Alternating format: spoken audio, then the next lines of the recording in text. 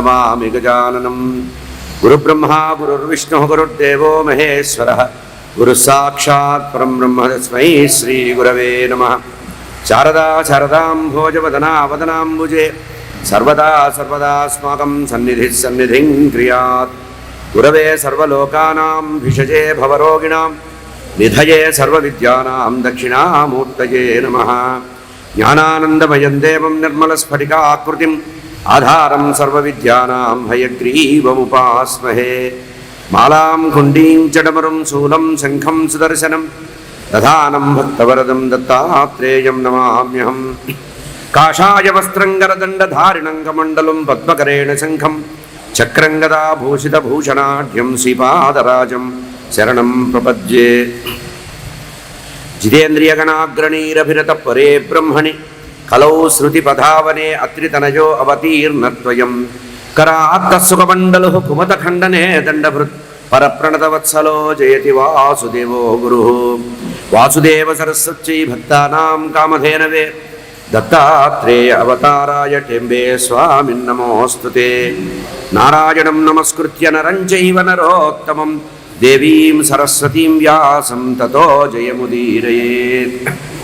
व्यासं वसिष्ठनप्तारं शक्ते पौत्रमकल्मषं पराशरात्मजं वन्दे सुकतातं तपोनिधिं। व्यासाय विष्णुरूपाय व्यासरूपाय विष्णुवे नमो वै ब्रह्मनिधये वासिष्ठाय नमो नमः। अचतुर्वदनो ब्रह्मा द्विबाहुरपरो हरिः अपाललोचनः शम्भुर्भगवान् बादरायणः। कस्मै येन विभासितोऽयमतुलो ज्ञानप्रदीपपुरा तद्रूपेण च नारदाय मुनये कृष्णाय तद्रूपिणा योगीन्द्राय तदात्मनाथ भगवत्रताय कारुण्यतः तत्शुद्धं विमलं विशोकममृतं सत्यं परं धीमहि। नमस्तस्मै भगवते वासुदेवाय साक्षिणे यैदं कृपया कस्मै व्याचचक्षे मुमुक्षवे। यं प्रव्रजन्तमनुपेतमपेतकृत्यं द्वैपायनो विरहकातर आजुहाव पुत्रेति तन्मयतया तरवोऽभिनेदुः तं सर्वभूतहृदयं मुनिमानतोऽस्मि। योगीन्द्राय नमस्तस्मै सुगाय ब्रह्मरूपिणे संसारसर्पदष्टं यो विष्णुरातममोमुचत् कालव्यालमुखग्रासत्रासनिर्नाशहेतवे श्रीमद्भागवतं शास्त्रं कलौ किरेण भाषितं। निगमकल्पतरोर्कलितं फलं सुखमुखात् अमृतद्रवसंयुतं पिबत भागवतं रसमालयं मुहुरहो रसिका भूभावुका। कृष्णाय वासुदेवाय हरये परमात्मने प्रणतक्लेशनाशाय गोविन्दाय नमो नमः। कृष्णाय वासुदेवाय देवकी नंदनाय च नंदगोपकुमाराय गोविंदाय नमो नमः। वसुदेवसुतं देवं कंसचाणूरमर्दनं देवकी परमानंदं कृष्णं वंदे जगद्गुरुं। हरये नमः हरये नमः हरये नमः।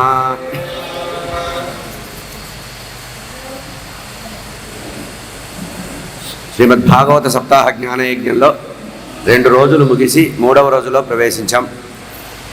అంటే ప్రథమార్థంలో ఉన్నాం. శ్రీమద్భాగవత సప్తాహంలో ప్రథమార్థంలో ఉన్నాం. అంటే 3.5 రోజులు అయితే 7 రోజులు అవుతాయి. అటువంటి ప్రథమార్థంలో ఉన్నటువంటి కార్యక్రమంలో ఈరోజు షష్ఠ స్కంధం ప్రారంభం చేస్తున్నాం.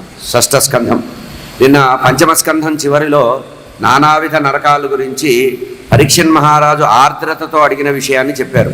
ఎందుకంటే బ్రాహ్మణ శాపం బ్రాహ్మణుడికి ఆ శమీక మహర్షికి చేసినటువంటి దోషం కారణంగా బ్రాహ్మణ శాపాన్ని అనుభవించబోతున్నటువంటి ఆ పరీక్షణ్ మహారాజు ఆర్ద్రతతో ఉన్నాడు. పుణ్యాలు పాపాలు స్వర్గాలు నరకాలు తెలుసుకొని తనకి అర్థమైన విషయం ఏంటంటే ఆ నానావిధ నరకాలు విన్న తర్వాత పరీక్షణ్ మహారాజు ఆర్ద్రంగా అంటున్నాడు ఒక మాట. స్వామి, మీరు చెప్పిన దాని ప్రకారం లోకల్లో నరకాన్ని తప్పించుకునేవాడు లేడు. భగవంతుడి సృష్టిలో భూమి మీద పుట్టిన ప్రతివాడికి కూడా నరకం అనేది తప్పనిసరి. ఇది నాకు నిర్ణయమైంది. అయితే శారీరకంగా చేసేటువంటి బాధలు కర్మలు ఏవైతే ఉంటాయో అవి పుణ్యాన్ని కలిగిస్తాయి, పాపాన్ని కలిగిస్తాయి. పుణ్యాన్ని కలిగిస్తే స్వర్గాది సుఖాలు వస్తాయి, పాపం కలిగిస్తే నరకాదులు వస్తాయి. కనుక అటువంటి వాటి నుంచి బయటపడాలంటే ఏం చేయాలో చెప్పమని చెప్పి ఆర్ద్రంగా అడిగాడు పరీక్షణ్ మహారాజు. అప్పుడు తృప్తి చెందాట సుఖయోగిందుల వారు. ఎందుకు తృప్తి పొందాడంటే శ్రీధర స్వామి వారు అంటారు ఇక్కడ, తప్పు చేసిన వాడికి మనసులో లోపల మెరమెల్లలాడుతూ ఉంటుంది, తాను ఈ తప్పు చేశానని. అట్లా చేశానని 10 సార్లు అనుకోవడం వల్ల ఒక రకమైన వైరాగ్యం వస్తుంది. ఆ వైరాగ్యం భగవంతుడికి దగ్గరగా తీసుకెళ్ళడానికి ఉపకరించే ఒక సాధనం అన్నారు. కనుక ఇక్కడ జ్ఞానము వైరాగ్యం ద్వారానే భక్తి వృద్ధి కావాలి అనేటువంటి విషయాన్ని చెప్తున్నారు. పుణ్యం చేస్తే సుఖం, పాపం చేస్తే నరకం అనేటువంటిది ఒక నిర్ణయంగా ఉంది కదా స్వామి. అయితే జీవి అయిన వాడు భూమి మీద పాంచభౌతిక శరీరంతో పుట్టిన తర్వాత ఉత్కటమైనటువంటి పుణ్యపాపాలు చేసుకుంటూ ఉంటాడు. అయితే తాను చేస్తున్న ప్రతి పాపానికి కూడా తానికి తెలుసు ఇది పాపం చేస్తున్నానని తెలిసి ఏం చేస్తాట, తెలిసి పాపంలో మగ్నుడైపోతాట. అట్లా ఉంటే ఈ జన్మలో అనుభవానికి వచ్చేటప్పటికి జన్మ అయిపోతుంది.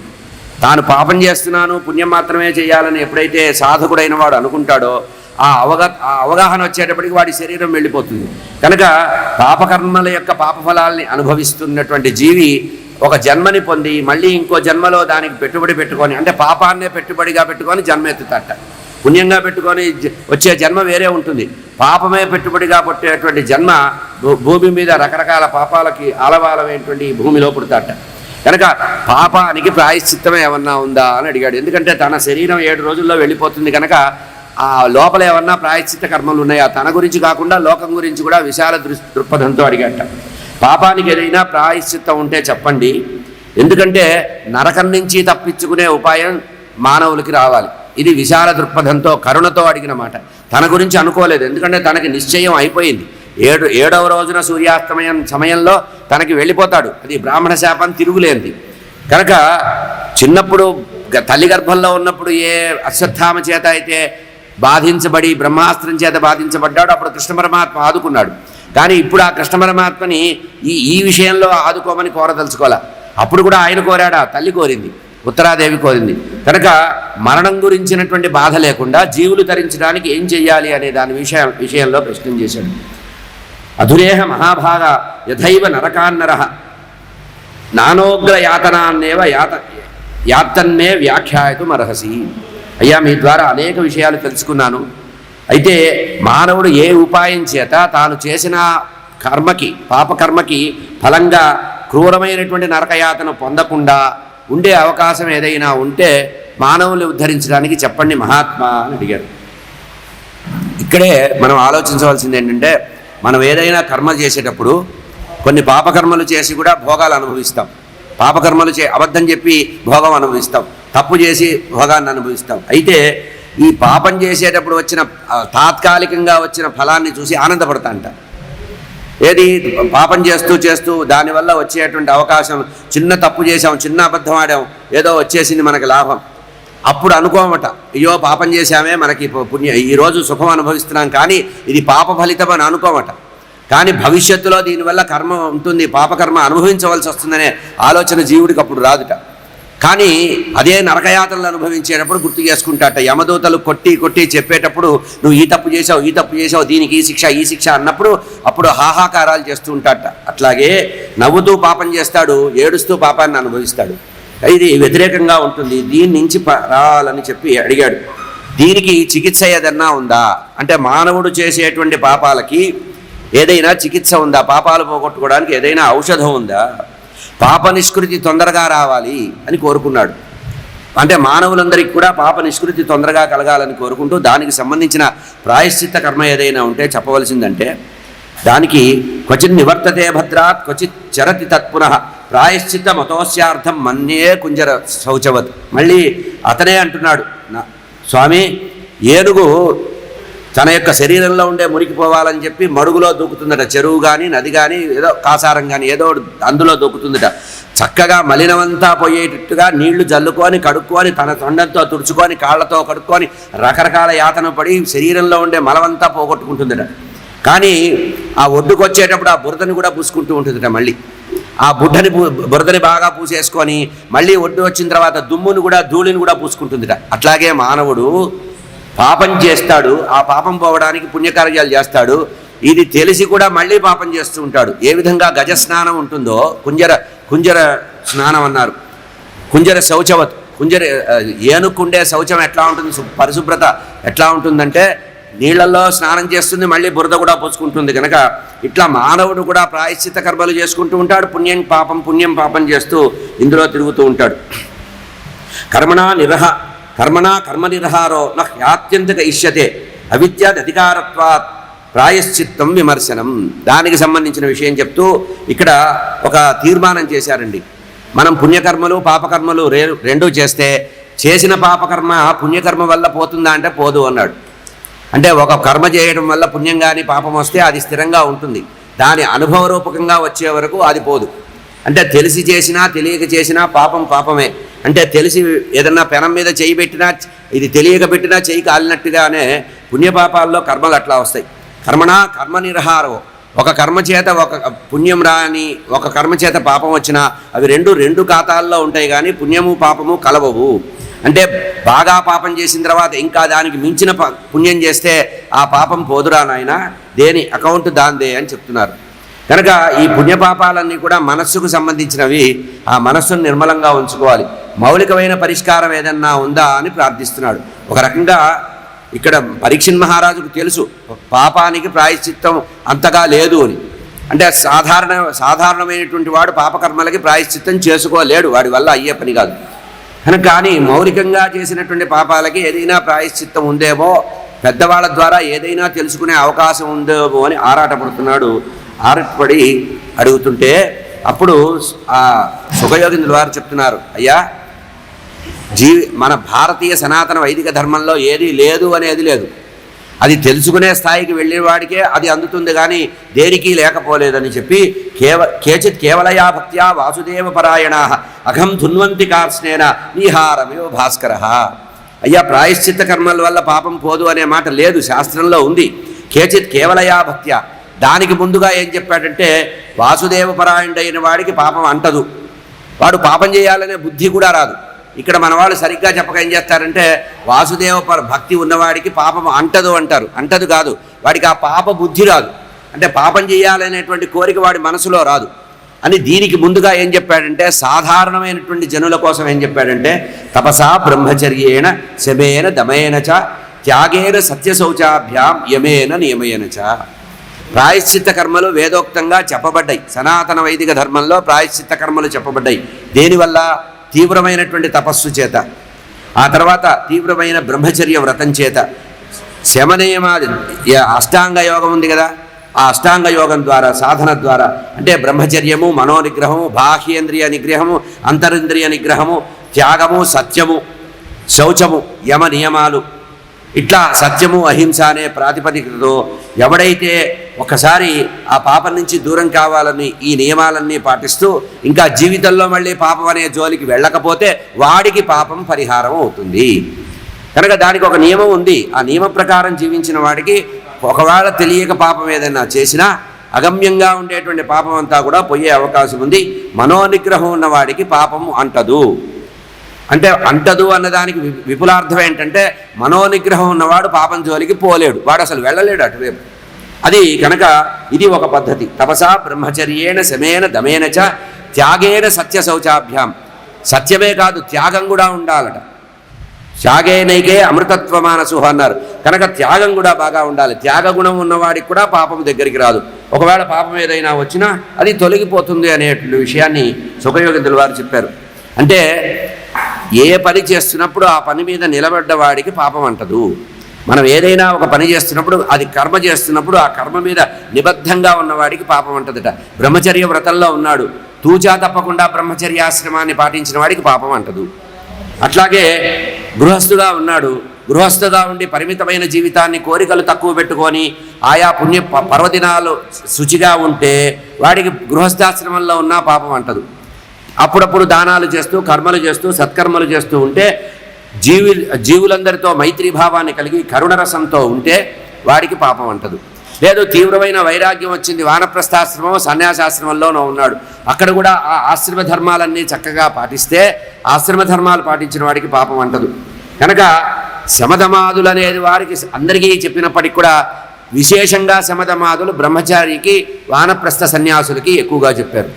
ఎందుకంటే గృహస్థులుగా ఉన్నవాడికి శమధమాదులు పూర్తిగా వంట పట్టించుకోవడం కష్టం కనుక వారికి ఏం చెప్పారు, కాలాతీత ప్రాయశ్చిత్తం అనేటువంటివి చెప్పి కొన్ని ఎగ్జామ్షన్స్ ఇచ్చి వాడిని ప్రోత్సహించి ముందుకు తీసుకెళ్ళడానికి చెప్పారు అని చెబుతూ ఆయన ఈ రకంగా కూడా పాపం పోయే అవకాశం ఉంది. కేచిత్ కేవలయా భక్త్యా, ఇది ఒక ఎక్సెప్షనల్ కేసు అన్నారు, అందరి విషయంలో కాదు. ఏదో దేవాను ఉత్తమండవు నేను పాతకుండను నా పాపములన్నీ నువ్వు తొలగించాలి అంటే పోవుట. కేచిత్ కేవలయా భక్త్యా, కేవలమైనటువంటి హరి మీద నిష్కామమైన, కేవల భక్తి అంటే అర్థం ఏంటంటే నిష్కామ భక్తి అని అర్థం. ప్రతిఫలాపేక్ష లేకుండా కామ్యకర్మలు చేయకుండా నిర్మలమైనటువంటి మనస్సుతో నిశ్చలమైనటువంటి బుద్ధితో ఎవడైతే కర్మలు చేస్తాడో వాసుదేవ పరమాత్మ మీద పరబ్రహ్మ మీద సర్వోత్కృష్టమైనటువంటి ఆశ్రయంతో నిష్కామ బుద్ధితో కామ్య బుద్ధి లేకుండా కేవలము ఎవడైతే భక్తి చేస్తాడో వాడికి కూడా పాపం అంటదు. ఎట్లా అంటదు పాపం అంటే, సూర్యుడు ఎప్పుడైతే తూర్పు నుంచి ఉదయిస్తాడో ఆ ఉదయించినప్పుడు పొగమంచు అనేటువంటి చీకటిని సూర్యోదయం ఏ విధంగా తరిమి వేస్తుందో అట్లా కేవలమైనటువంటి వాసుదేవ భక్తి పరాయణుడై ఎవడైతే కేవల భక్తి చేస్తూ కర్మలన్నీ కూడా ఈశ్వరాధీనంగా కర్మం చేస్తూ నియమపూర్వకంగా జీవిస్తాడో వాడికి పాపాలు అంటవు, పాపాలు వాడి జోలికి రావు అని చెప్తున్నారు. ఇది నిష్కామ భక్తికి సంబంధించిన విషయం. ఇది కూడా మన స్థాయి కాదు. ఎందుకంటే మనం ఏ పని చేసినా కూడా మనం కామ్యకర్మగానే చేస్తాం. ఎంత వద్దనుకున్నా కూడా కామ్యకర్మలే చేస్తూ ఉంటాం. మనం చేసే ప్రతి అనుష్ఠానంలో కానీ, పూజ కానీ, జపం కానీ, హోమం కానీ, దానం కానీ ఏదైనా సరే సంకల్పం చెప్పుకుంటాం కదా, దానికోసం దానికోసం అని. అష్టోత్తరం చెప్పేవాడు అష్టోత్తరంలో సగం ముందు కోరికలే చెప్తారు.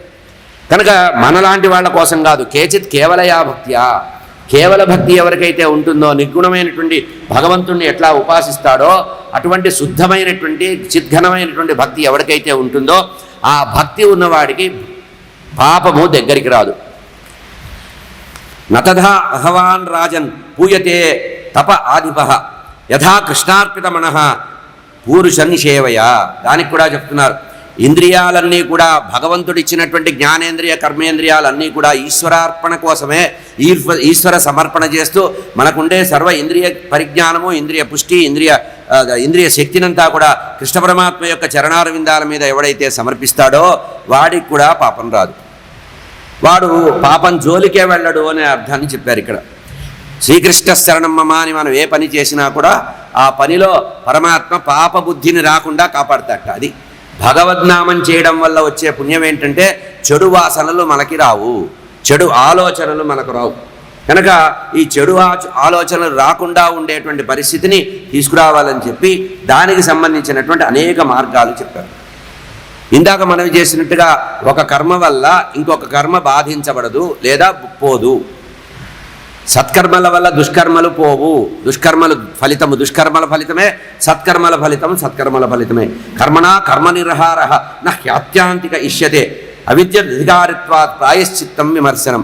అయితే దీనికి శాస్త్రంలో కొన్ని ప్రాయశ్చిత్త కర్మలు చెప్పిన మాట వాస్తవమే. వైదికమైనటువంటి కర్మకాండలో కొన్ని ప్రాయశ్చిత్త కర్మలు చెప్పబడ్డాయి, చెప్పలేదని కాదు. కానీ తరచూ ప్రాయశ్చిత్త కర్మలే చేసుకుంటూ పోతే జీవితంలో సాధన అనేది కుదరదు. కనుక ఎప్పుడు పడితే అప్పుడు ప్రాయశ్చిత్త కర్మలకి జోలికి పోకూడదు. ఎప్పుడైనా చెయ్యకూడనిది ఏదైనా పొరపాటున చేయవలసి వస్తే ఆ కర్మకి ప్రాయశ్చిత్తం చెప్పారు. కానీ నిరంతరము చేసేటువంటి కర్మ పరంపరలలో వచ్చేటువంటి పాపకర్మలకి ఎటువంటి ప్రాయశ్చిత్తం లేదు. నాశ్నతః పథ్యతే నాన్నం వ్యాధయో అభిమతః ఏవం నియమకృద్రాజన్ శనై క్షేమాయ కల్పతే. దీనికి కూడా చెప్తున్నారు, సత్ప్రవర్తన అలవర్చున్న వాడికి నిర్మలమైనటువంటి మనస్సు వస్తుంది. నిర్మలమైన హృదయంతో చేసేటువంటి పనులకి పాపం అనేది పటాపంచలవుతుంది. ఇక్కడ నిర్మలత్వం అవసరం. అంటే ఏం చేసినా కూడా మనఃపూర్వకంగా త్రికరణ శుద్ధిగా చేసిన వాడికి పాపము జోలికి వెళ్ళే అవకాశము లేదు అని చెప్పారు. దేహవాగ్ బుద్ధిజం ధీరా ధర్మజ్ఞ శ్రద్ధయాన్విత క్షిపంతి అఘం మహదపి వేణుగుల్మ ఇవాపర. ఇంకొక ఉదాహరణ కూడా చెప్పారు. కొంతమంది అనుకోకుండా భగవంతుడి మీద మనస్సు బాగా హఠాత్తుగా భగవంతుడి మీద తీవ్రమైనటువంటి భక్తి ఏర్పడి కేచిత్ కేవలయా భక్తి అని చెప్పినట్లుగానే కొనసాగింది. కొంతమంది ఏం చేస్తారట, పుణ్యమైనటువంటి బాగా పుణ్యం పూర్వజన్మ సుకృతం బాగా ఉన్నవాడు ఎప్పుడైనా తెలియక పాపకర్మ చేసినా కూడా ఆ పాపకర్మ యొక్క ఫలితాన్ని ఊహించి భావన చేసి దాన్ని పోగొట్టడానికి ప్రయత్నం చేస్తాట. అట్లా చేసిన వాడికి ఇందాక చెప్పినట్టుగా నీహారమివ భాస్కర. మంచు పొరలు వెళ్ళిపోయి మంచు చీకటి వెళ్ళిపోవాలంటే, పొగమంచు వెళ్ళిపోవాలంటే సూర్యుడు ఎట్లా సూర్యోదయం ఉపకరిస్తుందో అట్లా వాసుదేవపరాయణుడైన వాడికి ఈ రకంగా వస్తుంది. కొందరు పుణ్యవర్తనులు గోపకుమార పదారవింద ఆనంద మరందపాన కలనారత షట్పద చిత్తులౌదురు గోవిందపరాయణులు విమలవేషులు దోషమడంతురాత్మలను చెందిన భక్తి చేత రవిచేకొను మంచు కైవడిన్. సూర్యుడు ఉదయిస్తే ఎట్లా పొగమంచు వెళ్ళిపోతుందో అట్లా వాళ్ళకి వెళ్ళిపోయే అవకాశం ఉంది. అయితే ఇది క్వాచిత్కంగా జరిగే పని, ఎక్కువగా జరగదు, విరళంగా జరగదు, కేవలం క్వాచిత్కంగా ఎక్కడో జరుగుతుంది. ఏ మహాత్ముడో ఇటువంటి స్థితిని పొందుతాడు. వాడికి పూర్వజన్మ పుణ్యం కూడా కొంత వెనక వస్తుంది కనుక హఠాత్తుగా మారాడు అంటారు, కానీ దానికి పూర్వజన్మ యొక్క ఫలితం అని ఇక్కడ చెప్తున్నారు. భగవంతుడి మీద భక్తి అనేది ఎట్లా నడిపిస్తుంది మనిషినంటే, భగవంతుడి మీద ఆరాధన చేసేటువంటి వాడు తెలిసి తెలియక కూడా చేసుకుంటూ పోతాట. సర్వపాపాలని పోగొట్టాలంటే విష్ణుస్మరణ తప్పించి ఇంకోటి లేదు. అందుకనే మనం కర్మలు చేసేటప్పుడు, పుణ్యకర్మలు కానీ ఏ కర్మ చేసేటప్పుడు మధ్యలో నారాయణ నామస్మరణ చేస్తాం, గోవింద అంటాం, ముకుంద అంటాం, హరయే నమః అంటాం. ఇటువంటి మాటల వల్ల ఏంటంటే మనలో చెడు ఆలోచనలు లేకుండా పరమాత్మ మనని కాపాడి జ్ఞాన మార్గంలో పుణ్య మార్గంలోకి మార్చే అవకాశం ఉంటుంది. కనుక నిరంతరం భగవంతుణ్ణి ఎవడైతే ఆరాధిస్తాడో వాడికి వచ్చేటువంటి పుణ్యం ఎవడికి రాదు అన్నారు. అందుకని ఇక ప్రాయశ్చిత్తాల జోలి కంటే కూడా నిరంతరము భగవదుపాసన చేయడం వల్లనే మనకి పాపాలన్నీ తొలగిపోతాయని చెబుతూ ఇక్కడ వివరిస్తున్నారు. ఎవరైతే మనస్సుని, ప్రాణాన్ని, సమస్తమైనటువంటి సంపదని ఈశ్వరార్పణ బుద్ధితో ఉంచేసి ఆ పుండరీకాక్షుణ్ణే మనస్సులో స్మరిస్తారో, సేవిస్తారో, నారాయణ వ్రతపరాయణులై ఉంటారో, సర్వకాల సర్వావస్థల్లో ఎవరైతే నారాయణ వ్రతపరాయణులై ఉంటారో, సర్వకాల సర్వావస్థల్లో ఆ మాధవ విభూతులన్నీ వింటూ ఉంటాడో, ఎవరైతే పరమాత్మ యొక్క గుణగానాన్ని చేస్తూ ఉంటారో, విజయగాథల్ని ప్రస్తుతిస్తూ ఉంటారో, వారికి వచ్చే మోక్షము ఎవరికీ రాదు. అంటే నిరంతరము భగవన్నామస్మరణ చేసేది పెద్ద గొప్ప మార్గం అండి. ఇట్లా నిరంతరము భగవన్నామస్మరణ చేసినప్పుడు మనలో శుద్ధమైనటువంటి సత్వగుణం వృద్ధి అవుతుందట. భగవన్నామం చేసినందువల్ల ఈ లోకం మీద ఒక రకమైన విరక్తి కలుగుతుందట. ఎందుకంటే మన కళ్ళ ఎదురుగానే పాపాలు చేస్తుంటారు, తప్పులు చేస్తుంటారు, అబద్ధాలు చేస్తుంటారు, మోసాలు చేస్తుంటారు.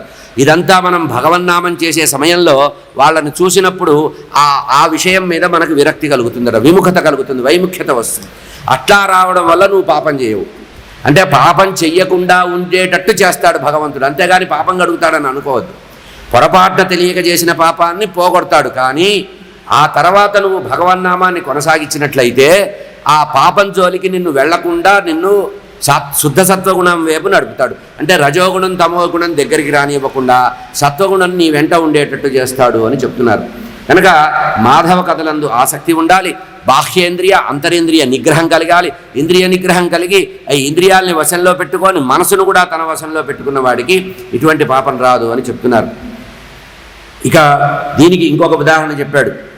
మామూలుగా లోకంలో పాపం పోదు అని చెప్పడానికి ఒక ఉదాహరణ చెప్పారు వ్యాసభగవానుడు. ఏమన్నాడంటే, కల్లుకుండని ఎన్ని పుణ్యనదులతో జలాన్ని తెచ్చి కడిగినప్పటికీ కూడా కల్లుకుండ వాసన పోదు. అట్లాగే వాసనాక్షయం కాదట. మనం చేసిన పాపాలు పోవాలంటే తీవ్రమైన వైరాగ్యం వస్తే తప్పించి పాపం పోదు, తీవ్రమైన భక్తి వస్తే కానీ పాపం పోదు, తీవ్రమైనటువంటి భగవన్నామ అనుసంధానం వల్ల కానీ పోదు. అంతేగాని కేవలం ఏదో పాపం చేశాం, ప్రాయశ్చిత్తం చేసుకున్నాం పోయిందంటే కల్లుకుండని కడగడానికి గంగానదీ జలం తెచ్చినా కూడా వాసన పోదు. అట్లాగే మన పాపాలు పోవు. సకురున్ మనసః కృష్ణ పదారవిందయో నివేశనం తద్గుణరాగియైవ నతే పాప పాశభృశశ్చ తద్భటాన్. ఇక మానవుడైన వాడు ఏం చేయాలి? సులభంగా తరించాలి, పాపం జోలికి వెళ్ళకూడదంటే ఏం చేయాలటంటే ఈ శరీరం నశ్వరమైనది తెలుసుకోవాలట. ఈ శరీరం శీర్యత ఇది శరీర, ఎప్పటికైనా ఇది చినిగిపోయే వస్త్రం లాంటిదే. శీర్యత ఇది శరీర అంటే నశించేదని అర్థం. అటువంటి ఎప్పటికైనా నశించక తప్పదు అనుకున్నటువంటి ఈ శరీరాన్ని బాగా క్షేమంగా ఉన్నప్పుడే, బాగా ధైర్యంగా ఉన్నప్పుడే అప్పుడు ఏం చేయాలట? పరమాత్మ మీద మనసును పెట్టాలట. అంటే యమభటులు వచ్చి తాళ్ళు వేసి లాగేటప్పుడు అయ్యో కుయ్యో అంటే వచ్చే ప్రయోజనం లేదురా నాయన. ముందే మేలుకోవాలి. మానవుడైన వాడు జీవరూపంలో ఉన్నటువంటి వాడు భౌతికంగా ఉన్న సందర్భంలో పాంచభౌతిక శరీరాన్ని ధరించినటువంటి ఆ మానవుడు ఏం చేయాలట? యమపాశాలని దృష్టిలో పెట్టుకొని యమధర్మరాజు యొక్క దూతలు వచ్చి పాశం వేసి లాగే సమయంలో భగవన్నామం చేద్దాంలే, అప్పుడు గుర్తొస్తుందిలే, ఇప్పుడే దాని పనే ఉంది, అనవసరంగా భగవన్నామం ఎందుకు చేయాలి అనుకోకుండా చిన్నప్పటి నుంచి కూడా ఎవడైతే భగవంతుడు మీ యొక్క మనసును నిలుపుతాడో వాడికి తప్పకుండా యముడు కాదు కదా, యమభటులు కలలో కూడా రారట. ఇలలో కాదు, కలలో కూడా యమభటులు కనపడకూడదు, స్వప్నాత్తు కూడా యమదర్శనం కాకూడదు అనుకున్నవాడు ఏం చెయ్యాలట? నిరంతర హరినామస్మరణ చేయాలి.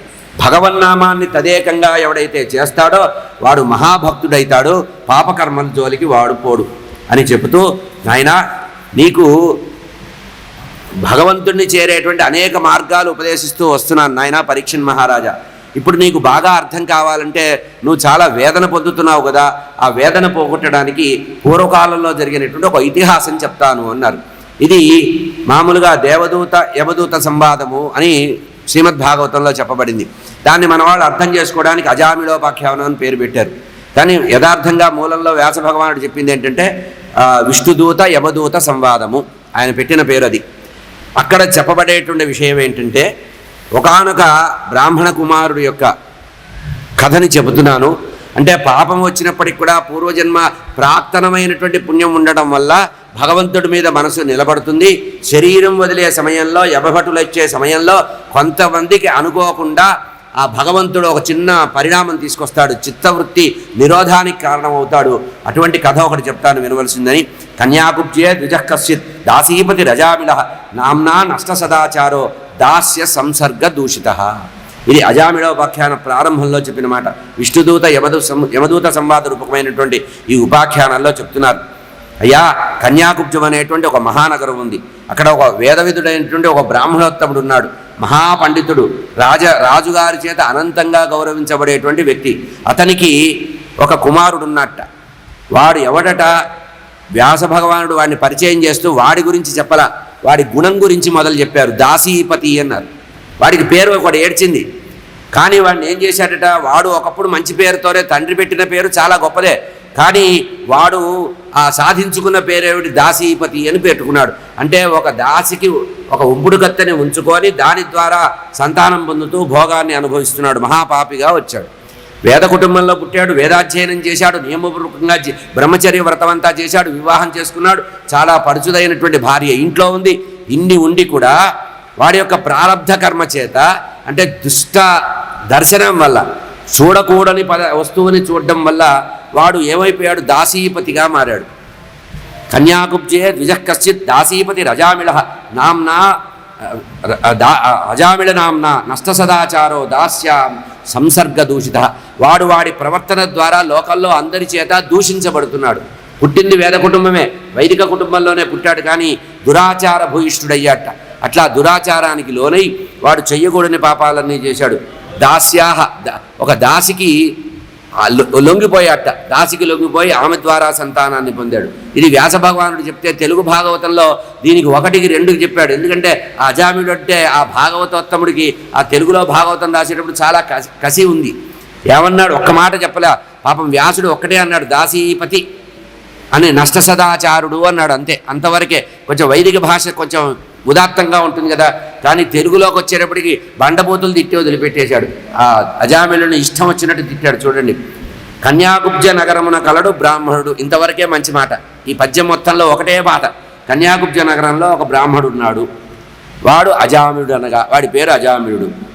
వాడు ఎట్లాంటి వాడిగా వాడి గురించి స్తోత్రపాఠం మొదలుపెట్టారు. పాతకుడు, నిర్భాగ్యుడు, అవజ్ఞుడు, నష్ట సదాచారి, కష్టరతుడు, జూదంబుల దుర్వాదంబులందు చౌర్యమునందు మత్సరము కలిగి పొత్తును పత్నిగా మత్తుడై వరించే కొడుకుల పదుగురన్. వాడి గురించి విపరీతంగా చెప్పేశాడు. ఏమన్నాడు? ఒక మహాత్ముడైనటువంటి బ్రాహ్మణ కుటుంబంలో అజాములుడు అనేటువంటి బ్రాహ్మణుడు పుట్టాడు. వాడు ఎట్లా ఉన్నాడు? పరమ దరిద్రుడు. ఇక వాడికి ఇచ్చిన బిరుదులు చూడండి. పరమ దరిద్రుడు, లోకల్లో అందరి చేత నిందించబడేటువంటి చరిత్ర గలవాడు. వాడి చరిత్రను వాడే రాసుకున్నాడు. మహా అజ్ఞాని, దురాచార భూయిష్ఠుడు, నికృష్టమైనటువంటి జీవనం కలిగేవాడు. జూదాల్లో ఉండి వెలివాదాల్లో అంటే అనవసరమైన వితర్కవాదాలు చేస్తూ ఉన్న డబ్బంతా కూడా వెళ్ళిపోయి ఉన్న సంపదంతా తండ్రి సంపాదించినటువంటి పూర్వార్జితమైనటువంటి ధనమంతా వెచ్చించేసి చివరికి ఆ ధనం సరిపోకపోతే ఆ విలయాలకి కోరికలు తీర్చడానికి అని చెప్పి దాని సంసారాన్ని పోషించడానికి జూదమాడి సంపాదించేవాట, తర్వాత దొంగతనం చేసి సంపాదించేవాట, దారి దోపిడీలు చేసేవాట. గ్రామంలో అందరూ వెళ్ళగొట్టి కుల బహిష్కరణ కుటుంబ బహిష్కరణ చేస్తే అడవిలో ఒక గుడిసె వేసుకొని ఉండి దారి కాసేవాట. ఎవడొస్తాడా వాడి తలకాయ పగలకూడదాం, వాడి దగ్గర సొమ్ము దోచుకుందామని. వాడి యొక్క అప్పుడు వాడి లక్ష్యం ఏంటంటే కుటుంబ పోషణ, ఆ దాసి యొక్క కుటుంబ పోషణ. ఇట్లా ఉంటూ ఉండగా వాడికి 10 మంది సంతానం కలిగారు. ఒకరు కాదు ఇద్దరు కాదు, పాపపు సంతానం 10 మంది కలిగారట. ఇట్లా ఉంటూ ఉండగా వాడు సంసార తాపత్రయంలో భోగలాలస చేత ఆ రకమైనటువంటి ఒక రకమైన తీవ్రమైనటువంటి ఆ శారీరకమైనటువంటి వ్యామోహం వల్ల వాడికి కాలం గడిచిపోయింది. 10 మంది సంతానం కలిగారు. ఇప్పుడు వాడికి 88 సంవత్సరాల వయసు వచ్చింది. శరీరం బాగా పాటు తప్పింది. శరీరం తన మాట వింటల్లా. 88 సంవత్సరాల వయసు వస్తే వాడికి వాతపిత్త కఫాలు అనేటువంటి వ్యాధులు కూడా వచ్చాయి. ఒకటే చెప్పారు పూర్వకాలంలో, ప్రాచీన కాలంలో దీన్ని పాటించేవాళ్ళు. చక్కటి నియమపూర్వకమైన జీవితం గడిచిన వాడికి ఎటువంటి తీవ్రమైన వ్యాధులు రావుట. తీవ్రమైన వ్యాధులు రావడానికి 2 కారణాలు. పూర్వజన్మార్జితమైనటువంటి పాపకర్మ ఒకటి కారణంగా అయితే, ఈ జన్మలో మనకి వ్యసనాల వల్ల కూడా వ్యాధులు వస్తాయట. వ్యసనం వల్లనే వ్యాధులు కూడా వస్తాయి అనేటువంటి విషయాన్ని మనం ఒప్పుకొని తీరాలి. ఎందుకంటే వాత కఫ పిత్తాలు అనేది వయసు మీద వస్తాయి. కానీ మధ్య వయసులోనే వ్యాధులు బాగా వచ్చినాయి అనుకోండి, వాడికి 2 కారణాలు ఉంటాయి. ఒకటి పూర్వార్జితమైన పాప విశేషం, 2 వాడికి ఉండే వ్యసనము అనేది. ఇక్కడ వీడు వ్యసనపరుడు అవడం వల్ల వీడికి వాతము కఫము పిత్తము వచ్చేసిందిట. వీడికి తలకాయ వణకడం మొదలుపెట్టిందిట. ఆ తలకాయ వణుకుతున్న విషయాన్ని తెలుగు భాగవతంలో ఏం రాశారంటే, ఇంతవరకు ఇంద్రియ సుఖాలు అనుభవించావు, ఇక చాలురా నాయనా, వద్దురా అన్నట్టుగా తల అట్లా వణుకుతోంది. తల వణకడం మొదలుపెట్టింది. ఇక నోట్లో మాట పెగలటం లేదుట. ఏం చెప్పాలనుకున్నా కూడా నోట్లో మాట రావటం లేదు. ఇంద్రియ సుఖాలు వద్దురా అని అన్నట్టుగా నల్ల జుట్టంతా కూడా తెల్లగా అయిపోయిందిట. ఈ విధంగా వాడికి ఐరా వ్యామోహం చవలేదు. అవయవాలన్నీ కూడా పట్టు తప్పినాయి. ఇంద్రియాలు మాట వింటం లేదు. ఇట్లా కంటి చూపు కూడా మందగించిందిట. భగవంతుడు ఏం చేస్తాట, నిన్నటి రోజున మనవి చేశా, మనం చూడవలసినటువంటి భగవంతుడి యొక్క దివ్యమంగళ విగ్రహాన్ని దేవాలయాల్లో చూడడం తగ్గిస్తే మనకు చూపు తగ్గిస్తాట. భగవంతుడి యొక్క గుణాన్ని వినడానికి వినికిడి తగ్గిస్తాట. ఎప్పుడైతే భగవంతుడి యొక్క గుణాన్ని వినడానికి ఇష్టపడమో అప్పుడు వినికిడి తగ్గిస్తాట. భగవన్నామాన్ని చేయడానికి మనం వెనకాడుతుంటే ఈ వాగింద్రియాన్ని కూడా నోరు పడిపోయేటట్టు చేస్తాట.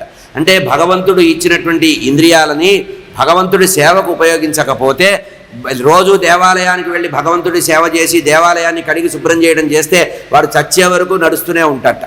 అట్లా కాకుండా భోగానికి మాత్రమే నడకని వాడితే వాడికి కాళ్ళు చేతులు పడిపోయేటట్టు చేస్తాడట. పూజించడానికి చెయ్యి ఉండదు, కాళ్ళు కూడా ఉండకుండా చేస్తాడు. ఎందుకు చేస్తాడంటే వాడు మనం ఆ సాధన చేయటం లేదు కనుక. అందుకనే శరీరం ఉన్నంత వరకు కూడా సేవ చేయాలి. ఎవరి సేవ చేయాలంటే భగవత్ సేవ చేయాలి. అట్లా భగవత్ సేవ చేసిన వాడికి శారీరకంగా చక్కటి స్థితి కలిగిస్తాడు. ఇక పూర్వార్జితమైనటువంటి వేరే కర్మలు వేరు, కానీ సహజంగా ఇవి మనకి వస్తాయి అన్నారు. అటువంటి వాడికి 10 మంది సంతానం ఉంటే 10వ సంతానం నారాయణ అని పేరుందట. 10 మంది సంతానం ఉన్నారు అజామినుడికి దాసి ద్వారా. 10వ పిల్లవాడి పేరు నారాయణ అన్నారు. అయితే ఇక్కడ నారాయణ అన్నారని కానీ ఉత్తర భారతదేశంలో దీని గురించి ఒక చక్కటి కథ చెప్పారు. వీడు అడవిలో గుడిసె వేసుకొని ఉన్నప్పుడు ఎక్కడ జనసంచారం వచ్చేది కాదుట. ఎప్పుడో ఎవరో ఆటవికులు ఎవరో వస్తూ పోయి ఉండేవాళ్ళు. ఇంటిది అతిథి సత్కారాలు జరిగేవి కాదుట.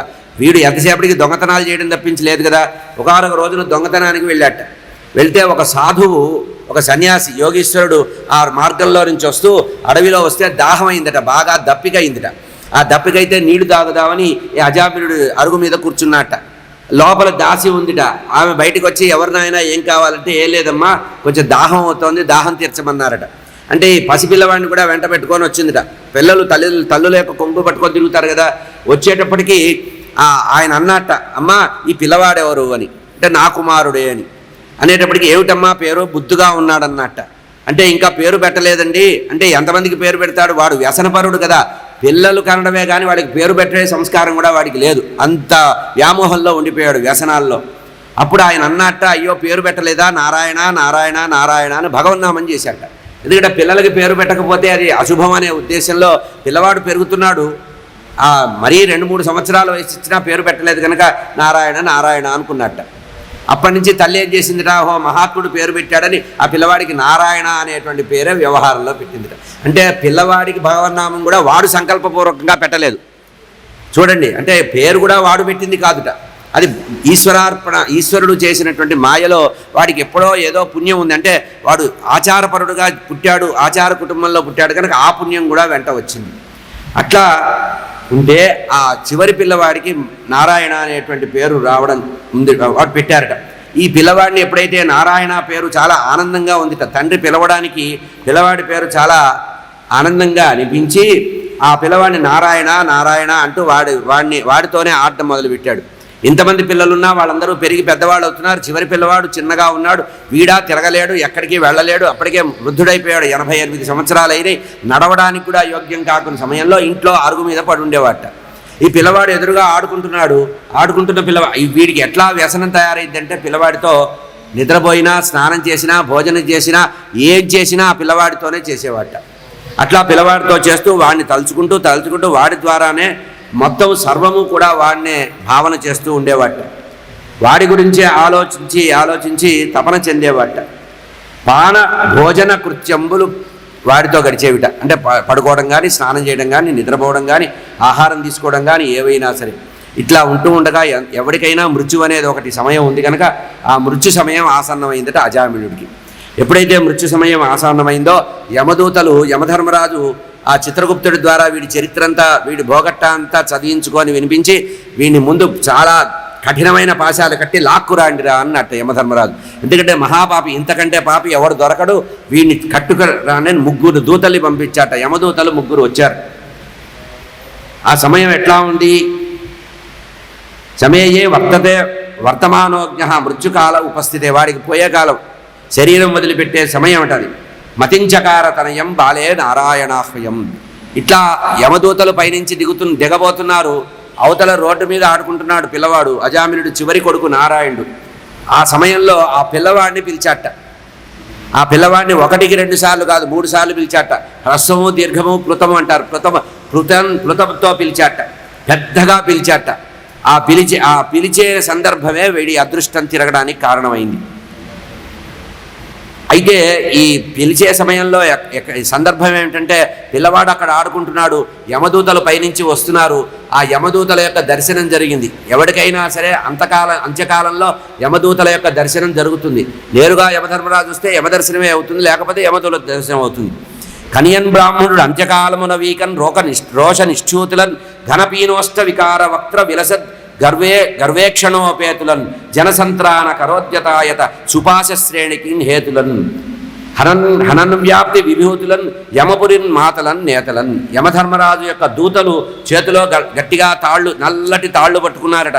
వారి శరీరం కూడా పరమ క్రూరంగా ఉందట, నల్లగా ఉన్నారట. భయంకరమైనటువంటి పాపం చేసిన వాళ్ళని విశేషంగా దండించేటువంటి లక్షణం కలిగినటువంటి వాళ్ళు, దయాదాక్షిణ్యాలు ఏమి లేకుండా సమవర్తి యొక్క సేవకులు, వాళ్ళు సమంగా వర్తించే వాళ్ళ యొక్క యమధర్మరాజు సేవకులు ఉగ్రస్వరూపులై ఉన్నారట. అటువంటి యమకింకరులు అజామిలుడు దూరంగా ఆకాశ మార్గంలో నుంచి దిగుతున్నటువంటి యమదూతల్ని చూశాడు. మనసులో వికారం బాగా ప్రాణం పోయే సమయంలో ఏ వైకల్యం అయితే వస్తుందో, ఏ తత్తరపాటు వస్తుందో అది వచ్చింది, మనోవికారం వచ్చింది. ఒళ్ళంతా కూడా వణికిపోతున్న సమయంలో దూరే క్రీడనాసకాసక్తం, దూరంగా ఆడుకుంటున్నటువంటి పిల్లవాడిని పుత్రం నారాయణాహ్వయం, నారాయణ అనేటువంటి పేరు గలటువంటి తన 10వ కుమారుణ్ణి ప్లావితేన స్వరేణ, ప్లావితేన పెద్దగా పిలిచాట. స్వరేణ ఉచ్చైరాజుహావ, పెద్దగా పిలిచాట. ఏమని పిలిచాడు? నారాయణ అని పిలిచాడు. నారాయణ నారాయణ నారాయణ అని 3 సార్లు పిలిచాట. 3 సార్లు పిలిచేటప్పటికీ ఈ విషయంలో ఇటు యమదూతలు దిగుతున్నారు. అదే సమయంలో ఆకాశంలో విష్ణు పార్షదులు 4 విష్ణు పార్షదులు తిరుగుతున్నారట. ఎప్పుడు కూడా మనం తథాస్తు దేవతలు అంటుంటామే, వాళ్లే విష్ణుదూతలుగా భావన చేయాలి. అందుకనే ఇళ్లలో ఎప్పుడు అమంగళం మాట్లాడద్దు, ఎవరిని శాపనార్థాలు పెట్టద్దు, తథాస్తు దేవతలు ఉన్నారు జాగ్రత్త అంటారు. అట్లాగే ఇక్కడ ఎప్పుడైతే వీడు నారాయణ నామస్మరణని పెద్దగా 3 సార్లు పెద్దగా చేశాడో, అదే సమయంలో ఇటు యమదూతలు ఉన్నారు. 3 సార్లు పిలిచాట. 3 సార్లు పిలిచేటప్పటికీ ఈ విషయంలో ఇటు యమదూతలు దిగుతున్నారు. అదే సమయంలో ఆ పిల్లవాడిని పిలిచాట. ఆకాశంలో విష్ణుదూతలు ఉన్నారట. వాళ్ళు నలుగురు, వీళ్ళు ముగ్గురు. అదే సమయంలో ఎప్పుడైతే మరణపు వేళ, శరీరం వదిలిపెట్టాల్సినటువంటి పరిస్థితిలో మరణపు వేళ తద్దనుజమర్దని సంస్మరణంబుసేయ తత్పరివర్తులైన ఆత్మపరిపాలకు నామములాలకించి నిష్ఠురగతి నేగుదెంచిరి. ఆకాశంలో సంచరించేటువంటి విష్ణు దూతలు ఎవరైతే విష్ణు పార్షదులట, వాళ్ళు నంద సనంద సునందులు ఉన్నారు, వాళ్ళు నలుగురు ఉన్నారు. ఆ నలుగురు కూడా తన యొక్క ప్రభువు యొక్క నామాన్ని కీర్తిస్తున్నాడు. వీడెవడో పరమ భాగవతోత్తముడని భావించి తన యజమానిని స్మరించిన కారణంగా వాడిని ఉద్ధరించాలని పైనుంచి దిగారట. ఆ విష్ణుదూతలు నలుగురు దిగారు. ఒక పక్క నుంచి యమదూతలు దిగారు. యమదూతలు తాళ్ళు పట్టుకొని ఉన్నారు. విష్ణుదూతలు ఎట్లా ఉన్నారు? శంఖచక్ర గదా పద్మాలు, వనమాల ధరించి, కిరీటం ధరించి, సాక్షాత్తు నారాయణమూర్తిలాగా, నలుగురు నారాయణమూర్తిలాగా ఒకేసారి కనబడ్డారు. ఎప్పుడైతే యమదూతలు పాశాలు వేసి ఆ అజామిళుని బంధించాలనుకున్నారో వాళ్ళు ఏం చేశారు? వెంటనే ఆపేశారు. ఏయ్ ఆగండి అయ్యా, ఏమిటి మీకు పని ఇక్కడ? ఆగండి, ఏం చేస్తున్నారు మీరు అన్న. ఎప్పుడైతే పెద్దగా మాట్లాడారో, జీవితంలో ఎప్పుడూ ఎదురు అడ్డుపడింది లేదు, యమదూతలకు అడ్డు లేదు. వాడు వస్తారు, నేరుగా వస్తారు, లాక్కెళ్ళిపోతారు. కానీ ఈరోజు వాళ్ళ జీవితంలో వ్రతభంగమైంది. వాళ్ళకి మొట్టమొదటిసారి అడ్డు తగిలింది. ఆగండి అనేటప్పటికీ ఒక్కసారి చెగుతులైపోయి చూసేసి వాళ్ళు వెంటనే రోషం బాగా వచ్చిందట వాళ్ళకి. వెంటనే లోపల రోషం తన్నుకొచ్చింది ఆ యమదూతలకి. ఎవరయ్యా మీరు? మేము చేస్తున్నటువంటి మా కర్తవ్య నిర్వహణలో మీరు అడ్డు రావడానికి మీకేం హక్కు ఉంది? అసలు మీరెవరు? మేము యమధర్మరాజు యొక్క శాసనం ప్రకారం ఈ పరమ కిరాతకుడైనటువంటి ఈ పాపాత్ముడిని తీసుకెళ్ళడానికి మేము వస్తే మీరు కాదు కూడదని అడ్డుకుంటున్నారు. మీరెవరు? అయినా యమధర్మరాజు యొక్క శాసనము నవ్వులాటన అది సాధారణమైన విషయం కాదు కదా. ఆయన సమవర్తి, ఎవ్వరు కూడా అడ్డుకు చెప్పలేనటువంటి వ్యక్తి వాడు. కనుక యమధర్మరాజు యొక్క శాసనం ఈరోజు నవ్వులు పాలయ్యే పరిస్థితి వచ్చింది. కనుక మీరు ఎవరు అని అడిగారట. అని వెంటనే ఒకసారి పరికించి చూశారట. ఈ ముగ్గురు ఆ నలుగురిని చూశారట ఆశ్చర్యంగా. వాళ్ళని చూసేటప్పటికి వీళ్ళ హృదయంలో ఆ కోపం అనేది కొంచెం అంతరించిందిట. ఆ యమదూతల్లో తీవ్రమైన దృష్టి పోయిందిట. ఎందుకంటే ఈ విష్ణుదూతలు అంత అందంగా ఉన్నారు, జగన్మంగళకారకమైనటువంటి దివ్యమంగళ విగ్రహాలు. వాళ్ళని చూసి ఎవరయ్యా మీరు? మీ రూపాలు చూస్తే చాలా ఆనందంగా ఉంది, చాలా అందంగా ఉన్నారు మీరు. కళ్ళు మళ్ళీ తిప్పుకోలేనంత అందంగా ఉన్నారు మీరు భూమి మీదకి వచ్చినటువంటి దేవతలా, సిద్ధులా, గంధర్వులా, యక్షులా, కిన్నెరులా, కింపురుషులా? ఎవరయ్యా మీరు? కిరీటాలున్నాయి, భుజకీర్తులున్నాయి, కుండలాలున్నాయి, మకర కుండలాలున్నాయి, వనమాల ఉంది, అన్నీ ఉన్నాయి. ఇట్లా ప్రకాశిస్తున్నారు. సుకుమారమైనటువంటి యవ్వన శరీరాలు కలిగినటువంటి మీరు ఎవరయ్యా?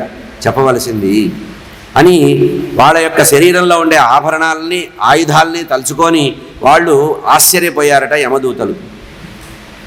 మీరు చూడబోతే పరమశాంత స్వభావులుగా ఉన్నారు. ఈ శాంత స్వభావం అనేది మేము ఎక్కడా లోకంలో చూసింది కాదు ఇంతకుముందు. భూలోకంలో అసలు ఇంత శాంత స్వభావాలు మేము ఎప్పుడు చూడలే. అటువంటిది మీరు ఇంత శాంత స్వభావాలు ఉన్నారు. మీరెవరు? మిమ్మల్ని చూడడం వల్ల మా అజ్ఞానం కూడా పోయేంత పరిస్థితి వచ్చింది, కనుక మీరెవరో చెప్పవలసింది అన్నారట. అయినా మా ధర్మరాజు, వాళ్ళు ధర్మరాజు అనే పిలుస్తారు, యమధర్మరాజు అని మనం అనుకుంటాం. కానీ అంటే ధర్మాన్ని బాగా పట్టుదలగా నిర్వహిస్తాడు కనుక యమధర్మరాజు అన్నారు. యథార్థంగా ఆయన పేరు ధర్మరాజే. ఆ సమవర్తి అయినటువంటి ధర్మరాజు దూతలు అన్నారట, అయ్యా మేము ఇంత ధర్మాత్ములు ఇంతవరకు చూడలేదు, కానీ మా ప్రభువు పరమధర్మాత్ముడు, అతను చెప్పిందే మాకు శాసనం, ఆయన చెప్పింది మేము చేయడం అలవాటు. ఈ మాట అని ఊరుకునేటప్పటికీ ఆ విష్ణుదూతలు అన్నారట, ఓహో ఇంతకీ మీరెవరు? పరేత నాయకుని దూతలు. పరేత నాయకుడు అంటే యమధర్మరాజు. మీరు యమధర్మరాజు దూతలా? అదే మీ హడావుడి. మీరు పరేత నాయకుని మేలిమి దూతలేటేని పలుకుడా తోరపు పుణ్య లక్షణంబు. అయితే మీ లోకంలో ఏ రూల్ పాటిస్తారో మీరు ఆ రూల్ మాకు చెప్పండి. ముందు మీరు శిక్షించే ముందు ఒక రూల్ పొజిషన్ చెప్పండి. అరెస్ట్ చేసే ముందు కూడా దాంట్లో వారెంట్ ఉందా అని అడుగుతారుగా, అట్లాగే యమదూతల్ని ప్రశ్నించారట విష్ణుదూతలు. మీరు పరేత నాయకుడు దూతలు, యమధర్మరాజు దూతలని మాకు అర్థమైందయ్యా. అయితే లోకంలో పుణ్యాత్ములు పాపాత్ములు అనే తేడా లేకుండా ఈ భూమి మీద పుట్టిన ప్రతివాడిని ఈడ్చుకెళ్తారా మీరు, లేకపోతే కేవలం పాపం చేసిన వాడినే తీసుకెళ్తారా? అసలు మీ రూల్స్ ఏమిటో ముందు చెప్పండి. మీరు మీ యొక్క రూలు చెప్పి ఆ తర్వాత లోకంలో భూమి మీద పుట్టిన ప్రతివాడు దండనార్హుడేనా, లేకపోతే కొంతమందికి మాత్రమే దండన, కొంతమందికి భూషణము ఉందా? సర్వభూతముల్ని కూడా మీరు యమలోకానికి ఈడ్చుకెళ్తారా, కొంతమందిని మాత్రమే తీసుకెళ్తారా? ఇది చెప్పండి అని అసలు ధర్మ లక్షణం చెప్పండి, అసలు ధర్మం ఏమిటో చెప్పండి అని అడిగితే వాళ్ళు బాగా చదువుకున్న వాళ్ళే, యమధర్మరాజు దగ్గర శిష్యులు కదా, వాళ్ళు బాగా చదువుకున్నారు. వాళ్ళు వెంటనే తడుముకోకుండా వెంటనే అడిగిన ప్రశ్నకి సమాధానం చెప్పేశారు. ఏమన్నారు? వేద ప్రణిహితో ధర్మ అధర్మ తద్విపర్యయ. అయ్యా, మా గురువుగారు యమధర్మరాజు మాకు ఒక పాఠం చెప్పారు. ఆయన ఏం చెప్పారు? వేద ప్రణిహితం అంటే వేదచోదితమైనదే ధర్మము, ఆ వేద విరుద్ధమైనదంతా కూడా అధర్మమే. వేద ప్రణిహితో ధర్మ ధర్మో ధర్మ అధర్మ తద్విపర్యయ, దానికి వ్యతిరేకంగా ఉన్నదల్లా అధర్మమే. వేదో నారాయణ సాక్షాత్ స్వయంభూరివ శుశ్రుమ. ఆ వేదములో ఏముంది? వేదము ఎవరి స్వరూపం అంటే వేదో నారాయణ స్వయం. నారాయణ స్వరూపమైనటువంటి వేదంలో ఏదైతే ధర్మంగా చెప్పారో అదే పరమధర్మము. వేదానికి విరుద్ధంగా ఏది చెప్పబడిందో అది అధర్మంగా చెప్పబడింది. కనుక వేద ప్రణిహితమే అనుమోదము ధర్మమయ్యే. కనుక లోకంలో వేదంలో చెప్పినటువంటి శాసనాత్మకమైనటువంటి మాటలే మేమందరూ కూడా అనుసరిస్తాం. మా ప్రభు అయినటువంటి యమధర్మరాజు కూడా వేదంలో చెప్పిన మాటలనే అనుసరిస్తారు, వేదంలో చెప్పిన శాసనాలనే అనుసరిస్తారు. ఎందుకంటే వేదం సాక్షాత్తు నారాయణ పరిపూర్ణ స్వరూపం కనుక ఈ విధంగా ఉంది అని చెప్పారు. అని చెప్పి మళ్ళీ వాళ్ళు చెప్తున్నారు, అయ్యా మా ప్రభువు తప్పు చేయడు, యమధర్మరాజు సమవర్తి అంటారు, తప్పు చేసే అవకాశమే లేదు. తాను జీవుల యొక్క కర్మకి సాక్షులుగా ఒక 12 మందిని పెట్టుకున్నారు. సర్వకాల సర్వావస్థల్లో జీవులు చేసేటువంటి ప్రతి పనికి కూడా కర్మసాక్షులైనటువంటి వాళ్ళు కొంతమంది ఉన్నారు. సూర్యభగవానుడు, అగ్నిదేవుడు, ఆకాశము, వాయువు, చంద్రుడు, సంధ్యలు, పగలు, రాత్రి, కాలము, భూమి, ఇవన్నీ కూడా మా ప్రభువైనటువంటి సమవర్తి యమధర్మరాజు గారు పెట్టుకున్న కర్మసాక్షులు. ఇంతేకాకుండా ప్రతివాడి లోపల పరమాత్మ ఉంటాట. ఆ యమధర్మరాజు ప్రతివాడి లోపల ఉంటాట, లోపల ఉండి ఈ కర్మసాక్షిగా ఉంటాట. బయట 10 మందిని పెట్టాడు, ప్రతివాడి లోపల కూడా ఉంటాట. అంటే రిమోట్ పెట్టుకొని ఉన్నాడు, వీడు ఎప్పుడు తప్పు చేస్తే అప్పుడు నెంబర్ పడుతుంది అక్కడ, అట్లా ఏర్పాటు చేసుకున్నట్టు. కనుక దేహధారులైన వాళ్ళు సత్వరజస్తమో గుణాల ఆధారంగా కర్మలు చేస్తూ ఉంటారు. ఈ కర్మ సంసర్గం వల్ల దేహి అయినటువంటి వాడికి కర్మ యొక్క ప్రభావం జరుగుతుంది. కనుక ప్రస్తుతం వీడు చేస్తున్నటువంటి సుకృత దుష్కృతాలకి ఫలితాన్ని అనుభవించక తప్పదు. కనుక వీడి సుకృత దుష్కృతాలకే ఫలాన్ని ఇమ్మని చెప్పి మా ప్రభు అయినటువంటి యమధర్మరాజు పంపాడు అని వాళ్ళు ఇక భాష్యం మొదలుపెట్టారు. లోకంలో 3 రకాల వాళ్ళు ఉంటారట. శాంత, ఘోర, మూఢ అనేటువంటి 3 వర్గాల వారు ఉంటారట. ఈ లోకంలో ప్రతివాడు మానవులలో 3 రకాలు, శాంత స్వభావాలు, ఘోర స్వభావాలు, మూఢ స్వభావాలు, 3 రకాల వాళ్ళు ఉంటారట. అయితే ఈ శాంత స్వభావాల యొక్క జీవితం ఎట్లా ఉంటుందంటే సర్వకాల సర్వావస్థల్లో వాళ్ళు ధర్మాన్ని మీదనే మనసు ఉంచుతారట. ధర్మవర్తనులు శాంత స్వభావాలు కనుక వాళ్ళు ఎప్పుడు కూడా జీవితంలో సుఖం మాత్రమే పొందుతారట. శాంత స్వభావుడైన వాడు ఇంద్రియ జయం పొంది మనస్సు వికారం లేకుండా చిత్తము ఈశ్వరుని మీద పెట్టి సర్వకాల సర్వావస్థల్లో సుఖం మాత్రమే పొందుతారట. ఇది శాంత లక్షణం. ఇక ఘోర వర్గం ఉన్నారు. వాళ్ళు ఎట్లాంటిదంటే పరమ క్రూర స్వభావం కలిగి ఉంటారు. వాడి జీవితంలో ఎప్పుడు క్రూర కర్మలే చేస్తూ ఉంటాట. ఆ క్రూర కర్మలు చేయడం వల్ల వాడికి ఎప్పుడూ దుఃఖమే వస్తూ ఉంటుందిట. ఇది ఘోర స్వభావం. ఇక మూఢ స్వభావం అవుతుంది. వీడికి తెలుసు, వీడు చదువుకున్న మూర్ఖుడి కింద లెక్క. అంటే వీడు ఏం చేస్తున్నాడు? పుణ్యకర్మలు చేస్తాడు, పాపకర్మలు చేస్తాడు. దానివల్ల ఒకప్పుడు సుఖపడతాడు, ఒకసారి దుఃఖం అనుభవిస్తాడు. సుఖ దుఃఖాలని రెండూ కూడా అనుభవిస్తూ ద్వంద్వాత్మకంగా జీవితం గడుపుతూ ఉంటాడు. కనుక గుణత్రయ సంబంధం చేత ఏదైతే శాంత, ఘోర, మూఢ అనేటువంటి స్వభావాలు వచ్చినాయో దానివల్ల వాడు సుఖపడుతూ, నష్టపోతూ, ఆనందపడుతూ, విషాదపడుతూ ఈ రకంగా ఉంటున్నారు. కనుక వాటి వల్లనే మన యొక్క స్వభావం వల్ల మనం చేసే కర్మల వల్లనే మనకి జన్మలు వచ్చాయి. జన్మ కర్మచమే విద్య అని పరమాత్మ చెప్పినప్పటికి కూడా ఈ కర్మల వల్ల జన్మలు వస్తాయి, జన్మల వల్ల మళ్ళీ కర్మలు వస్తాయి. అందుకనే చెప్పారు కదా, పునరపి జననం, పునరపి మరణం, పునరపి జననే జఠరే శయనం. కనుక ఈ కర్మల వల్లనే మనిషి పాపపుణ్యాల ద్వారా జన్మ కర్మల్ని ఏర్పాటు చేసుకుంటున్నాడు అని చెప్పి దానికి ఒక కర్మబంధాల్లో చిక్కుకున్నటువంటి జీవుడి గురించి ఒక చిన్న మాట చెప్తున్నాడు. ఏంటంటే పట్టుపురుగు ఏం చేస్తుందట, తన నోటిలో ఉండేటువంటి లాలాజలం ద్వారా తన చుట్టూ ఒక ఆవరణాన్ని కట్టుకొని ఒక గూడు కట్టుకుంటుందట. పట్టుపురుగు గూడు కట్టుకుంటుందట. గూడు కట్టి ఆ మమకారం అనేటువంటి బంధంలో చేరుకొని చివరికి ఏం చేస్తుందట, ఆ కర్మబంధాల్లో చిక్కుకొని తనని తాను ఆత్మహత్య చేసుకుంటుందట. లోపల ఉండిపోతుందట. మనకి పట్టుగూడు పురుగు ఉంటుంది కదా, అది ఏం చేస్తుంది, లాలాజలంతో గూడు తయారు చేసుకుంటుంది. ఆకులు నవిలి ఒక చిన్న జలం తయారు చేసుకుంటుంది. ఆ లాలాజలం ద్వారా గూడు తయారు చేసుకుంటుంది. పట్టుపురుగుల గూడు ఉంటుంది, అందులో తాను ఉండిపోతుందట. చివరికి అది పక్వమైన తర్వాత ఎవడో తీసుకొచ్చి వేడి నీళ్ళలో దాన్ని కాచి దాన్ని దించి దారం తీస్తే అది అట్లా నశిస్తుంది. అట్లాగే జీవుడు తన శక్తియుక్తులన్నీ కూడా భగవంతుడిచ్చిన శక్తియుక్తుల ద్వారా కర్మబంధాలలో బంధాలని చిక్కుకొని ఆ చిక్కుముళ్ళల్లో ఇరుక్కుపోయి చివరికి బయటికి రాలేక పాపంలో ఇరుక్కుపోతాడు. మానవుడు ఈ విధంగా అవుతున్నాడు. కనుక కర్మేంద్రియాలు, జ్ఞానేంద్రియాలు, తన్మాత్రలు, మనస్సు, పంచకర్మేంద్రియాలు, పంచ జ్ఞానేంద్రియాలు, ఆ తర్వాత 5 ఇంద్రియాలు, మనస్సు, ఇట్లా మొత్తం కలిపితే 5, 5, 5, 1, 16. ఆ 16 వల్ల ఏం చేస్తున్నాడు జీవుడు?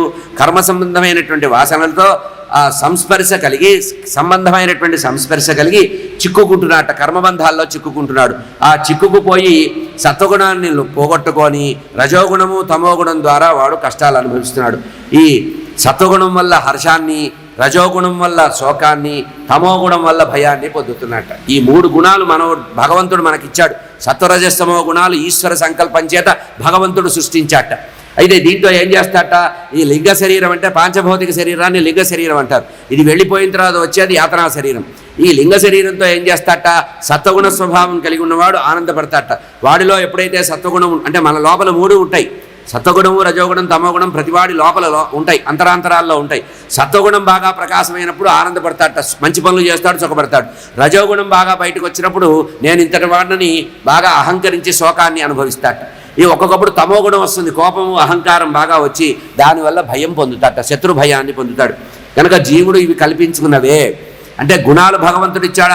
ఆ గుణాన్ని సద్వినియోగం చేసుకోకపోవడం అనే కర్మ జీవుడికి ఉంది, శరీరానికి ఉంది, లింగ శరీరానికి ఉంది. కనుక కామక్రోధ లోభమోహ మదమత్సర్యాలు అనేటువంటి అరిషడ్వర్గాలు ఉన్నాయే, ఈ అరిషడ్వర్గాలను ఎవడైతే అదుపులో పెట్టుకోడో, ఆ వాటికి మూలమైనటువంటి మనస్సుని ఎవడైతే అదుపులో పెట్టుకోడో, బుద్ధిని ఎవడైతే కర్మానుసారి బుద్ధి అని వెళ్ళిపోతాడో వాడు నానా కష్టాలు అనుభవడతాడు, నానా అగచాట్లు పడతాడు. వాడికి చివరికి దిక్కుతోచక భగవన్నామం కూడా గుర్తురాక నరకయాతనలు అనుభవిస్తాడు. ఇగో ఇప్పుడు వీడి పరిస్థితి ఇదే అని యమదూతలు చెప్పారు.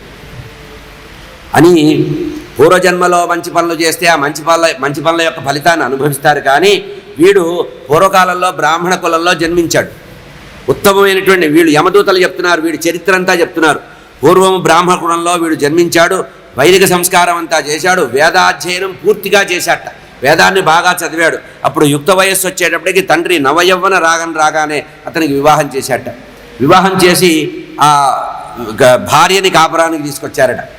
చాలా చక్కగా గడుపుతున్నట్ట. ఇట్లా యవ్వనావస్థ వచ్చినప్పుడు ఆ యవ్వనాన్ని కూడా బాగా శరీరం మీదకి యవ్వనాన్ని తెచ్చుకున్నట్ట. ఇంతట్లో వసంత ఋతువు వచ్చిందట. ఋతువులన్నిట్లలో కూడా వసంత ఋతువు చాలా అందమైంది, పరమాత్మ యొక్క స్వరూపం అంటారు. కానీ ఇది మోహాన్ని కూడా బాగా కలిగించేటువంటిది. ఎందుకంటే పుష్పఫలాలు బాగా వస్తాయి కనుక ఆ మోహం కూడా కలుగుతుందట. అజామినుడు ఇట్లా కాలం గడుపుతున్న సమయంలో ఒకరోజు తండ్రి గారు పిలిచాట, నాయన సమిధలు అయిపోయినాయిరా, కందమూల ఫలాలు అయిపోయినాయిరా, కొంచెం అడవికి వెళ్ళి తీసుకురారా నాయన అని పంపించాట. తండ్రి యొక్క పితృరాజ్ఞా పరిపాలన బాగా చేయగలిగేటువంటి మంచి వినయ సంపన్నుడైనటువంటి అజామినుడు తండ్రి కోరిక ప్రకారం, తండ్రి ఆజ్ఞ ప్రకారం ఏం చేశాట? అడవికి వెళ్ళాట. సమిధల కోసం అడవికి వెళ్ళి పళ్ళు, కందమూల ఫలాలు, సమిధలు అన్నీ బాగా మూట కట్టుకొని వీపు మీద పెట్టుకున్నట్ట. అట్లా వెళుతూ అడవిలో తిరిగి వచ్చే సందర్భంలో ఒక పూల పొద కనపడిందట. అంటే ఒక చెట్ల యొక్క గుంపు సమూహము, అక్కడ మధ్యలో తీగలన్నీ కూడా ఉండి అల్లికలుగా ఉండి ఆ తీగలకి పూలు వచ్చినాయట పుష్పఫలాలతో. అది చూస్తే ఒక పొదరిల్లు లాగా ఉందిట. ఆ పొదరిల్లు బాగా అందంగా ఉంది కానీ చూశాట. అందులో 2 కూర్చొని ఉన్నారట, కామినులు. ఒకడు దుర్మార్గుడైనటువంటి కాముకుడు, ఒక కామికురాలైనటువంటి స్త్రీ. వీళ్ళిద్దరూ కూడా అక్కడ శృంగార ఆలాపన చేస్తున్నారట. ఈ దృశ్యాన్ని చూశాడు నవయవ్వనవతుడైనటువంటి అజామినుడు. అనుకోకుండా శరీరం మీద వచ్చిన యవ్వనమైనది శరీరం మీద వచ్చింది, అది మనసు మీద ప్రసరించింది. అక్కడ ఆ ప్రసారం కనపడింది. ఆ చెడు చూడడం వల్ల వాడి మనసంతా కూడా వికలమైంది. అంతవరకు తాను బ్రాహ్మణుడని, ఆ వేదాధ్యయన సంపన్నుడని, అప్పటికే వివాహమైంది, గృహస్థాశ్రమంలో ప్రవేశిస్తున్నానని ఇవన్నీ మర్చిపోయి అక్కడ చూడకూడనటువంటి విషయాన్ని తదేకంగా దీర్ఘకాలం చూశాట. అది చూడడం వల్ల వాడి మనసంతా కూడా కామ వికారం కలిగిందిట. సరే, ఇంటికి కట్టెలైతే మోసుకొచ్చాడు, కట్టెలు పూలు అన్ని కందమూల ఫలాలు పట్టుకొచ్చాడు. మనసు మాత్రం ఎక్కడుందట? పూల పొద దగ్గర ఉంది. మనసు అక్కడ పెట్టాడు, భౌతికంగా ఇక్కడికి వచ్చాడు. ఎప్పుడు తెల్లవారుతుందా అని రాత్రంతా కూడా జాగారం చేశాట. తెల్లవారి మబ్బులోనే లేచి నిన్న తాను చూసినటువంటి ఒక అద్భుతంగా, వాడి దృష్టిలో అద్భుతం అది, ఆ సన్నివేశం మళ్ళీ చూద్దామని వెళ్ళాట. అక్కడ ఉండేటువంటి కామిని ఎవరైతే ఉందో ఆమె చాలా నవయౌవనంలో ఉంది, ఆమె మీద మనసు పడిందిట. అక్కడేమో వాడు కాముడుకు వాడి కోరిక తీర్చుకొని వాడు వెళ్ళిపోయాడు, ఈమె ఒక్కతే ఉంది అక్కడ. అదే సయ్య మీద ఉందిట. చూశాడు, ఆమె మీద మనసు పడి ఇల్లు వదిలేసి సంస్కారం వదిలేసి వేదము అధ్యయనము సంధ్యావందనము అనుష్ఠానము భార్య కొంప గోడు అన్నీ వదిలిపెట్టేసి అక్కడే ఉండడం మొదలుపెట్టాడు. చాలా కాలం అక్కడ ఉన్నాడు. మధ్యలో వెళ్ళి ఆ సొమ్ములన్నీ తీసుకొచ్చి ఆ సొమ్ములు ఖర్చు పెట్టేవాట. ఇట్లా చేస్తూ అజామినుడు పతనమయ్యాడు. అటువంటి పతనమైనటువంటి అజామినుడిని మేము యమదూతలము, ఆ యమధర్మరాజు యొక్క శాసనం ప్రకారం తిరిగి వాడిని యమలోకానికి తీసుకెళ్ళి యమలోకంలో ఉండే బాధలన్నీ వాడికి అనుభవానికి తీసుకొచ్చి వాడి పాపాన్ని కడిగేయాలని మా రాజుగారి ఆజ్ఞ ప్రకారం మేము చేశాము అని అజామినుడి విషయంలో విష్ణుదూతలతో ఆ యమదూతలు చెప్పారు. ఇది అజామిళోపాఖ్యానికి సంబంధించినటువంటి పూర్వరంగము. ఇక ఈ